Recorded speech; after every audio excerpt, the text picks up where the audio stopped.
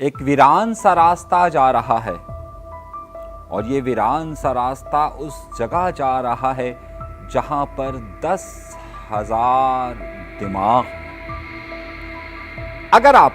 University of Denmark southern university of Denmark کے ایک بالکل تاریک مقام کی طرف جائیں تو جاتے جاتے ایک تہہ خانہ آتا ہے. یہ تہہ خانہ یوں تو آپ کو بالکل سناٹے میں لگ رہا ہوگا جہاں اندھیرا ہوگا، لیکن جیسے جیسے آپ کے قدم آگے کی طرف بڑھتے جائیں گے ویسے ویسے آپ کا تجسس بڑھتا جائے گا، اور پھر جب آپ اس تہہ خانے کا دروازہ کھولیں گے تو آپ حیرت زدہ رہ جائیں گے.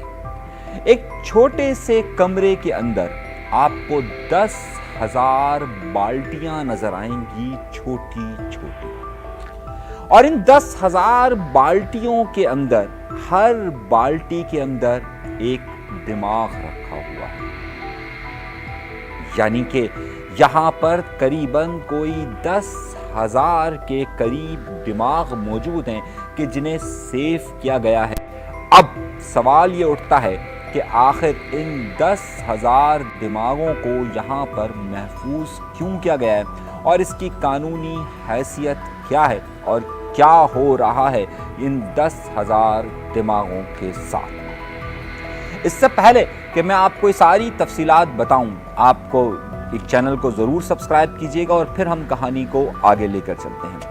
یہ 1945 کی بات ہے، 1945 میں جب جنگ عظیم دوم یعنی ورلڈ وار 2 ختم ہوئی تو اس کے بعد یہاں پر ایک نیا ریسرچ سینٹر قائم کیا گیا.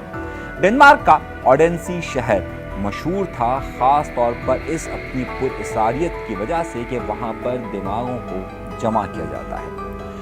پہلے کسی زمانے میں دماغ کے مریض کو علیحدہ کر دیا جاتا تھا، اور دماغ کے مریض یعنی کہ جو کہ مختلف امراض سے مبتلا ہوتے تھے، چاہے وہ پاگل پن کا شکار ہو، چاہے وہ ڈیمنشیا کے شکار ہوں، چاہے وہ ڈپریشن کا شکار ہو، تو عام طور پر پوری دنیا کے اندر یہ سمجھا جاتا تھا کہ ان کے اوپر کوئی جن آ گیا، کوئی بھوت آ گیا، اور ایسے مریضوں کو اٹھا کر کسی ایسے سینٹر کی طرف منتقل کر دیا جاتا تھا جہاں پر وہ علیحدہ زندگی گزار سکے، کیونکہ ان کا ایک عمومی خیال یہ تھا کہ یہ لوگ کبھی بھی درست طور پر نہیں سوچ سکتے اور یہ کبھی بھی درست نہیں ہو سکتے.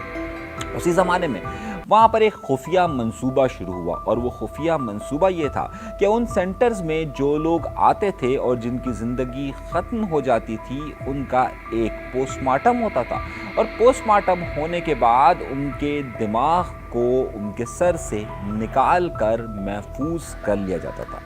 یہ سارا کا سارا کام اوڈینسی شہر کے اندر ہو رہا تھا، جہاں پر نفسیات کے بہت سارے ہاسپٹلز قائم تھے اور جہاں پر نفسیات کے حوالے سے کافی کام کیا جا رہا تھا. اب سوال یہ تھا کہ ان دماغوں کو محفوظ کس طریقے سے کیا جا رہا تھا. سن 1945 یعنی کہ 1945 سے لے کر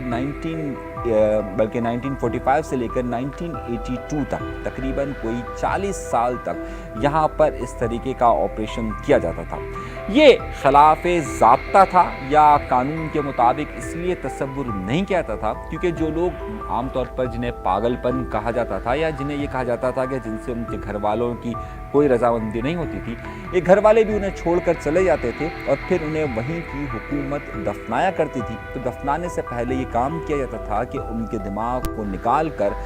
فارمیلڈیہائڈ کے مختلف بالٹیوں کے اندر محفوظ کر لیا جاتا تھا. اب اس کو جب محفوظ کیا جاتا تھا تو محفوظ کرنے کے لیے نہ تو وہ جو مریض ہوتا تھا اس سے کوئی ابتدائی اجازت لی جاتی تھی اور نہ ہی ان کے کسی لواحقین سے اجازت لی جاتی تھی. البتہ کیا یہ جاتا تھا کہ وہ جس مرض میں مبتلا ہوتا تھا اس کی پوری ہسٹری لکھی جاتی تھی، اور ہسٹری لکھنے کے بعد یعنی کہ اس کے ساتھ کیا کیا مرض ہوتے رہے، وہ کہاں پیدا ہوا، کس طریقے سے وہ اس مرض میں مبتلا ہوا، وہ ساری لکھنے کے بعد اس کے دماغ کو محفوظ کرنے کے بعد اسے ایک ڈاکیومنٹ کر کر وہاں رکھ دیا جاتا تھا. جب یہ باتیں شہر میں بہت زیادہ پھیلنا شروع ہوئی تو 1982 کے اندر یہ بحث شدت کے ساتھ اختیار کر گئی کہ یہ قانونی طور پر ٹھیک نہیں ہے، کیونکہ ان کے لواحقین سے یا پھر ان لوگوں سے اس کی اجازت نہیں لی گئی کہ جنہیں دفنایا گیا یا جنہیں جو موت ہو گئی تو جب ان کا دماغ نکالا گیا.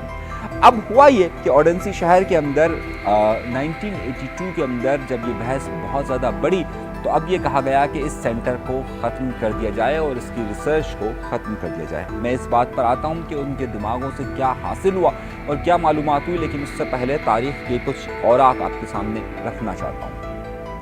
اس کے بعد ہوا یہ کہ یہ بات بہت زیادہ پھیل گئی کہ اب اسے اوڈنسی شہر سے منتقل کیا جائے۔ کہا گیا کہ ان تمام دماغوں کو ایک جگہ پر ایک ساتھ دفن کر دیا جائے اور ان کے ساتھ ان کی تمام فائلز کو بھی دفن کر دیا جائے۔ دوسرا منصوبہ یہ تھا کہ جناب جو جہاں دفن کیا گیا ہے اس کی قبر کو کھود کر اس کے اندر اس دماغ کو دوبارہ سے محفوظ کر دیا جائے۔ اب لیکن اس کے لیے معاملہ یہ تھا کہ اس بحث کو دفنایا جائے یا نہ دفنایا جائے۔ اس کے لیے باقاعدہ ڈنمارک کے اندر ایک اخلاقی کونسل یعنی کہ ایک ایتھکس کے حوالے سے ایک کونسل قائم ہے اور وہ اخلاقیات کا فیصلہ کرتی ہے۔ جب یہ مسئلہ ان کے سامنے رکھا گیا کہ جناب یہ تو جو ہم نے دماغ نکالے ہیں، کیونکہ یہ ان کے جو لوگ جن کے دماغ نکالے گئے نہ ہی ان سے ابتدائی پرمیشن لی گئی، نہ ہی ان کی دماغی کیفیت اس قابل تھی اور نہ ہی ان کے لواحقین نے دیا ہے، تو اب اس حوالے سے کیا کیا جائے؟ تو انہوں نے کہا کہ جناب ایک تو آپ نے چلیے یہ تو جرم کیا ہے کہ ایک تو یہ اخلاقی طور پر ٹھیک نہیں ہے کہ آپ نے ان کا دماغ نکالا ہے، لیکن اب جب آپ اپنے دماغ نکال لیے ہیں تو اب اس کو ضائع کرنا بھی کوئی بہتر عمل نہیں ہوگا۔ جس کے بعد ڈنمارک کی حکومت نے یہ فیصلہ کیا کہ ان دماغوں کو محفوظ کیا جائے اور اب کسی اور جگہ کیا جائے، کیونکہ اوڈنسی شہر میں اس ڈپارٹمنٹ میں یہاں پر اس کی جگہ موجود نہیں ہے۔ کے بعد یہ فیصلہ کیا گیا کہ اب اسے ڈنمارک کی جو ساؤدرن یونیورسٹی ہے اس کے اندر اسے شفٹ کیا جائے، اور شفٹنگ کے لیے یعنی کہ یوں سمجھیے کہ اسے ایک ریسکیو آپریشن کا نام دیا گیا، اور پھر ان تمام دماغوں کو کہ جن کی تعداد تقریباً 9,900 کے قریب بنتی ہے، ان دماغوں کو ڈنمارک کے اس تہہ خانے میں منتقل کیا گیا۔ لیکن اب اس منتقلی کے لیے اس کو محفوظ بنانے کے لیے فارمیلڈیہائڈ ایک بڑا ہی فارمولہ آتا ہے۔ آپ نے مختلف سائنس کے لیبارٹریز کے اندر دیکھا ہوگا کہ مختلف مختلف پرندوں مینڈکوں کو ایک برنرز کے اندر محفوظ کیا جاتا ہے اور اس کے اندر فارمیلڈیہائڈ رکھ دیا جاتا ہے تاکہ وہ محفوظ رہے۔ یہاں پر بھی محفوظ رکھنے کے لیے یہی فارمولہ اپنایا گیا۔ انسان کا دماغ یقینی طور پر اگر اب تک کی جو سائنسی معلومات ہے اس میں سب سے زیادہ پیچیدہ مشین تصور کیا جاتا ہے، جس کے بارے میں اب تک سائنسدان اس نتیجے پر نہیں پہنچ سکے کہ آخر دماغ سے یہ تمام چیزیں جو منتقل ہوتی ہیں، دماغ کس طریقے سے سوچتا ہے، دماغ کس طریقے سے کام کرتا ہے، دماغ دکھ درد خوشی کے جذبات کو کس طریقے سے ڈیلیور کرتا ہے، اور دماغ میں یہ جسے سب سے زیادہ پیچیدہ مشین کہا جاتا ہے۔ اور ہم نے اپنے ایک پچھلے پروگرام میں آپ سے کہا تھا کہ جو سوئی کی نوک سے باریک مکھی کا دماغ ہوتا ہے اس کے اندر بھی قریباً 5 کروڑ کے قریب کنیکشن ہوتے ہیں اور 1,30,000 سیل ہوتے ہیں، اور انسان کا دماغ اس کی سب سے زیادہ پیچیدہ ایک شکل ہے۔ تو انسان کے دماغ کے اندر یقینی طور پر ان کنیکشنز کی تعداد اربوں میں ہوگی، اور یہ اربوں کنیکشن کس طریقے سے ڈیلیور کرتے ہیں، یہ کس طرح سے سوچتے ہیں، اس کے بارے میں ابھی تک اتنی تحقیقات نہیں ہو سکی۔ لیکن مسئلہ یہ ہے کہ ظاہر دماغ کے بہت سارے امراض ہوتے ہیں، جیسے ڈیمنشیا ہے، جیسے ڈپریشن ہے، جیسے فرسٹریشن ہے، ایسے بہت سارے مسائل دماغ کے ساتھ ہوتے ہیں۔ اب سوال یہ بنتا ہے کہ ان 10,000 دماغوں سے کیا حاصل کیا جا چکا اور کیا حاصل کیا جا رہا ہے، اور آخر ان 10,000 دماغوں کی حیثیت سائنس کی نظر میں کیا ہوگی اور کس طریقے سے ہوگی۔ آئیے ایک ایک کر کے ان تمام باتوں کا جواب ڈھونڈنے کی کوشش کرتے ہیں۔ اب تک دماغ کے متعلق اتنی زیادہ ریسرچ نہیں ہو سکی، نہ ہی اتنی تحقیقات میں آگے کی طرف بڑھا جا چکا ہے۔ اس کی سب سے بڑی وجہ یہ ہے کہ عام طور پر کمپنیاں یا جو بڑی کمپنیاں اس میں فنڈنگز کرتی ہیں، وہ دماغ کے مختلف امراض کی دوائیاں بنانے کے لیے تو اس پر ریسرچ پر پیسہ لگاتی ہے، لیکن دماغ کے فنکشنز اور دماغ کی مزید پیچیدگی کو جانچنے کے لیے اتنی زیادہ ریسرچ اور اتنی زیادہ انویسٹمنٹ نہیں کی جاتی ہے۔ اب ان 10,000 دماغوں کا بہت بڑا مواد موجود ہے کہ جس کی بنیاد پر ان کے حالات زندگی سے اس پر مختلف تجربات کیے جا سکتے ہیں اور ان دماغ کی پیچیدگیوں کو سمجھنے میں مدد مل سکتی ہے۔ لیکن اب تک کی معلومات کے مطابق یہ ریسرچ اور یہ جو سارا ڈیٹا ہے، یہ تمام معلومات عام آدمی بھی پوری دنیا کے اندر حاصل کر سکتا ہے اور باقاعدہ اس کے لیے درخواست کر سکتا ہے۔ اب بہت سارے امراض ایسے ہیں کہ جس کی پیچیدگیوں کو جاننے کے لیے آپ کو 6-7 مثال کے طور پر